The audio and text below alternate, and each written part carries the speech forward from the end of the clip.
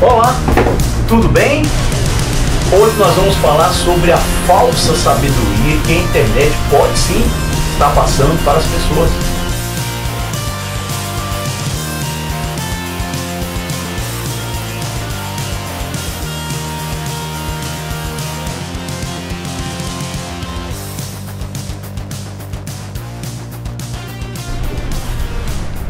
Há uns 15 dias mais ou menos, uma universidade norte-americana, a Yale University, eles divulgaram os resultados de uma pesquisa, resultados esses, diga-se de passagem, é bom que a gente faça justiça aqui, muito intelectual honesto, aí já há um certo tempo já vinha dizendo, suspeitando, né, desses resultados, mas não tinham na realidade uma comprovação de um trabalho científico de pesquisa sério feito. Então ficava muito assim na esfera da opinião pessoal, não tinha comprovação.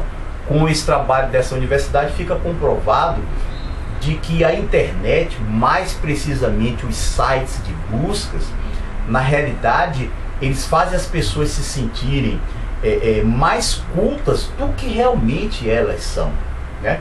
Eu falei mais cultas, não são mais inteligentes, mesmo porque cultura e inteligência são coisas que não necessariamente andam sempre, né, de mãos dadas. Não sei se você conhece ou já conheceu alguém muito inteligente que não se tornou, né, por qualquer motivo que a gente não vai discutir aqui agora, não veio a se tornar uma pessoa culta. Então é possível sim você uma pessoa ser inteligente sem, no entanto, ser culta. Agora o contrário é impossível de acontecer. Então, de maneira que foi necessário, né, se fazer uma pesquisa para comprovar o que muita gente boa aí já vinha desconfiando, né? Que a internet por si só, né, ela não é capaz de passar para o ser humano coisas que, até onde se sabe, somente o livro, isso mesmo, aquela coisa, né, que a maioria das pessoas acham desagradável, né, essa coisa milenar chamada livro, somente o livro pode passar, e mesmo assim durante longos anos, né, do relacionamento com ele, né? Vou citar alguns exemplos, sendo que o último exemplo diz respeito a mim, né, na minha área de trabalho. Mas nós poderíamos começar, por exemplo, com a incapacidade da internet por si só dotar as pessoas de uma capacidade crítica, uma capacidade de análise crítica, de reflexão, por exemplo, de uma notícia, né, de uma informação. Informação apenas por informação, sem uma cultura para fazer a interpretação, é inútil. Isso quando se torna perigoso, né? Você poderia citar também o caso da internet ser incapaz, né, de evitar que as pessoas, ao fazer comentários de 3, 4 palavrinhas, não precisa mais do que isso não, 3, 4 já são suficientes para fazer que as pessoas mostrem para a humanidade como é horrível a gramática dessas pessoas, né? Então a internet não consegue evitar essas coisas. A internet também não consegue evitar que algumas pessoas acreditem de maneira fervorosa, acreditem cegamente que é possível sim você cruzar os braços e tão somente assistindo uma videoaula consiga aprender o que você quiser, né? A internet não tem essa capacidade, jamais terá. A internet é algo fantástico, maravilhoso, enriquecedor para quem já tem um certo tempo, né, nesse longo percurso, nessa longa jornada de aquisição de cultura que chama-se leitura de livros, né? Eu acabei de citar, você quer ver um exemplo interessante que diz respeito a essa situação de as pessoas acharem que ter informação, basta ter informação para poder você estar sabendo das coisas. Não é verdade isso. Se você não souber fazer uma análise do que foi informado, você pode lá na frente, num grupo de pessoas, falar bobagem, ser motivo de piada. Você quer ver? Vamos lá. Março de 2015, março desse ano, início de março, a presidente Dilma, lá num discurso que ela fez na inauguração das obras de ampliação do Porto do Rio de Janeiro, em um determinado momento, ou melhor, em 2 momentos do discurso, ela falou o seguinte, que o Brasil iria logo logo superar esses problemas, né, econômicos, passar dessa fase econômica, porque os problemas do Brasil eram de natureza conjuntural, né? Pronto, essa é a informação. Os problemas econômicos do Brasil são de natureza conjuntural. Essa é a informação. Bom, o perigo é as pessoas acreditarem que essa informação ela é verdadeira, quando na realidade ela não é verdade. Ou na melhor das hipóteses, ela é meia verdade. Porque todos os economistas, todos, e aí vem aquele detalhe de você saber fazer a interpretação do que está por trás da notícia, todos os economistas, poxa, eles são, eu estou dizendo todos, não é a maioria não, todos os economistas, eles afirmam que grande parte, a maior parte dos problemas da economia do Brasil são de natureza estrutural e não conjuntural, das circunstâncias naquele momento. Não são.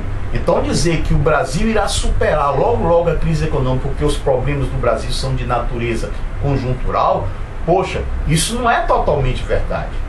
Os problemas do Brasil também são de natureza conjuntural, mas são essencialmente de natureza estrutural. Qual é a argumentação para sustentar essa discordância? Bem simples. Você sabe que tipo de país teria realmente problemas de naturezas conjunturais? Que eu vou lhe dar um exemplo. Seria, por exemplo, os países que possuem formas eficientes de escoar a produção industrial. Vamos lá, hidrovias, ferrovias, rodovias em bom estado de conservação, né, de operação. Esses países têm uma infraestrutura. Você teria países com portos, né, eficientes, né, quando você tem uma costa, né, portos para poder ágeis, eficientes, tanto para o embarque quanto para o desembarque. Você teria países com problemas conjunturais, aqueles países com um excelente sistema público de ensino e, portanto, com uma classe operária altamente qualificada. Ouça-se, no caso, a Coreia do Sul. Você teria problemas, por exemplo, apenas conjunturais, se o país tivesse uma matriz energética, né, em condições de fornecer à indústria desse país energia suficiente para bancar um crescimento. Então, países com essas situações, esses países sim têm problemas de naturezas conjunturais, ou seja, circunstanciais, aquele momento da conjuntura mundial, logo passar o país volta a crescer. O problema é que o Brasil não apresenta nenhuma dessas características. Eu desafio você a me dizer qual dessas características o Brasil apresenta. Não apresenta uma sequer. Sendo que no caso da matriz energética, a nossa situação é desesperadora. Se não, vejamos, em 2014, você sabe quanto foi o crescimento da gente? O PIB, olha só você, 0,1%. Isso é quase 0%. Ou seja, saímos de 2014 do mesmo jeito que entramos. E mesmo assim tivemos apagões. Você lembra dos apagões que tivemos em 2014? Agora a pergunta que se faz é o seguinte: o que é que vai acontecer quando as circunstâncias lá fora sorrirem para a gente e nos permitirem que a gente volte a crescer? Eu pergunto a você, se com um PIB de 0,1, ou seja, ninguém crescendo, sendo que a indústria encolheu na realidade em 2014, nós tivemos apagões, olha só o que é que acontece quando o Brasil quiser voltar a crescer. Percebeu? Mas vamos deixar de lado isso aí, porque senão a gente termina fugindo na realidade do tema desse vídeo, né? De maneira que a pergunta que se faz com os resultados dessa pesquisa, né, da Universidade Norte-Americana, na minha opinião, os questionamentos são os seguintes: a internet está tornando as pessoas mais superficiais? A internet está, digamos assim, emburrecendo as pessoas? Bom, o problema é o seguinte: você pega filósofos, sociólogos, antropólogos e qualquer ólogo mais que você quiser, e você vai chegar a uma constatação angustiante, né, que aflige a alma. Nenhum desses caras sabe, na realidade, para onde a internet vai levar a humanidade. Todos esses pensadores da área de humanos, eles estão perdidos, eles estão tontos. Ninguém conseguiu prever o surgimento da internet nessa escala que está acontecendo. Então todos eles estão feitos baratas tontas. Qualquer pessoa que você vê dizendo, eu sei, a internet vai levar a gente para esse lugar. Poxa, essa pessoa está mentindo. Então ela está chutando na realidade. É uma previsão, uma opinião bem pessoal que ela está tendo, não é isso mesmo? Agora, o que eu vejo, aí vai agora uma opinião bem particular aqui, o que eu vejo desse pessoal, eles esquecem um detalhezinho, né? Que eu fico até um tanto quanto sem entender por que esse pessoal não faz uma observação, poxa, que está de uma certa forma escancarada, né? Se algum intelectual já fez, então eu não ouvi ou não li a observação desse intelectual especificamente falando. A internet, na realidade, não está nos tornando superficiais, não. E por um detalhe bem simples, ela não teve tempo ainda para isso. A internet é algo muito, muito recente, não deu nem sequer uma geração ainda. Não deu tempo dela fazer isso. O que a internet, aí eu não consigo entender por que o pessoal não faz esse comentário. O que a internet na realidade está mostrando, está, digamos assim, deixando exposto, né? A amostra escancarada, é uma realidade que sempre existiu, desde que apareceu esse bicho chamado gente. A desigualdade, particularmente falando, a superficialidade da imensa maioria, da esmagadora maioria da população mundial. Essa coisa de educação, de cultura, isso nunca foi popular, democrático, acessível a todas as pessoas. O que a internet na realidade faz é apenas escancarar, olha, uma realidade que estava encoberta, estava camuflada. A internet veio, ó, e na minha opinião, pro bem, veio pro bem, chegou aqui, abriu, olha aí a ferida de vocês, ó. Você tem pessoas com acesso à cultura e você tem uma imensa maioria, né, sem acesso à cultura. Então, não é que ela esteja nos tornando superficiais, não deu tempo para isso. Ela pode vir, claro, poder para isso ela tem, né? Poder, quer dizer, não é que ela tenha poder, porque ela não é um organismo por si só que tem vontade própria. O que a internet faz ou deixa de fazer, a internet é uma invenção humana, depende do uso que o ser humano dá, né?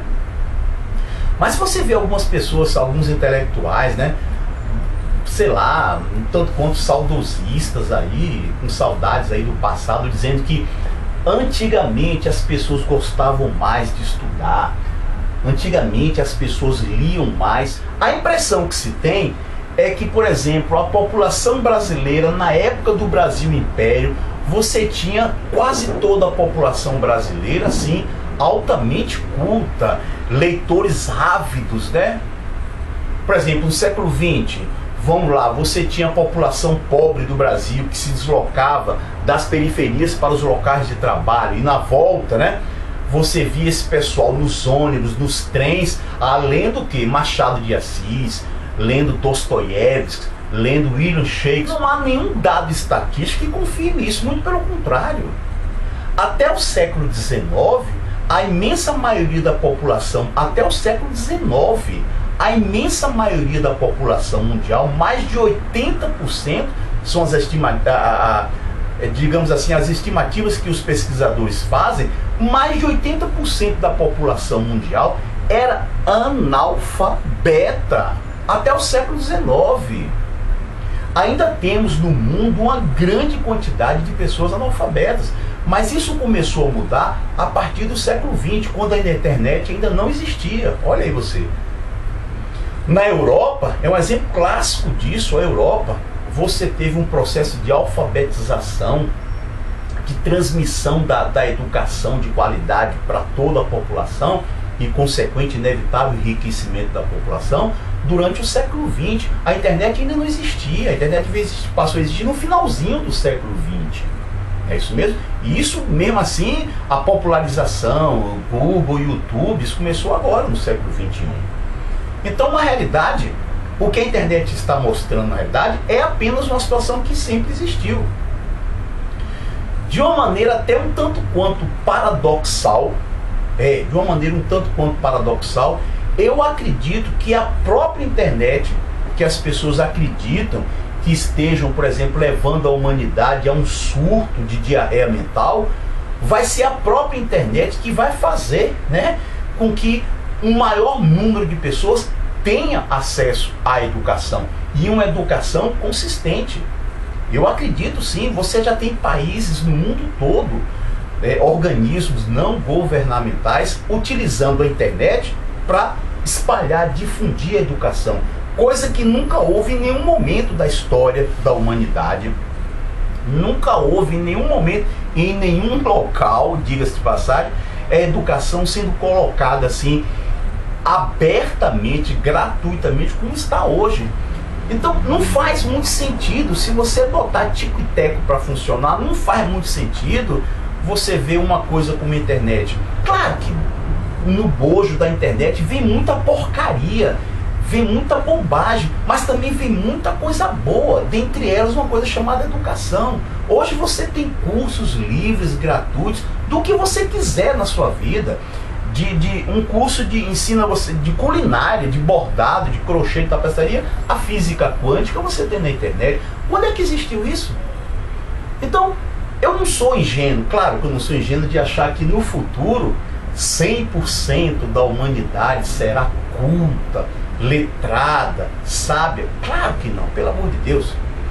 Sempre houve, sempre haverá gente que gosta de coisas fáceis, rápidas, instantâneas, coisas de consumo imediato, assim, aquelas coisas cuja atividade cerebral é a mínima possível. Isso sempre houve, claro, e sempre haverá. Agora a internet, ela vai aumentar o número de pessoas que vão estar dispostas, é isso mesmo, vão estar dispostas a ter essa labuta, esse cansaço, esse sofrimento, a essa luta que é você obter cultura. Claro, né, contrariando frontalmente, né, essas pessoas desonestas da pós-neomoderníssima pedagogia, a pedagogia da libertação, a pedagogia da revolução, que você vê apregoando esse estelionato pedagógico, né, de que a educação, a educação, ela antes mesmo de ser necessária, ela tem que ser atraente, ela tem que atrair os jovens, porque se o jovem não vê nada de interessante, de engraçado, de útil na educação, ele não irá estudar. Pô, pelo amor de Deus, isso é de uma mentira que não tem tamanho. Desde quando, eu desafio você a mostrar, desde quando educação não é uma coisa cansativa, estafante, custosa, trabalhosa, árdua?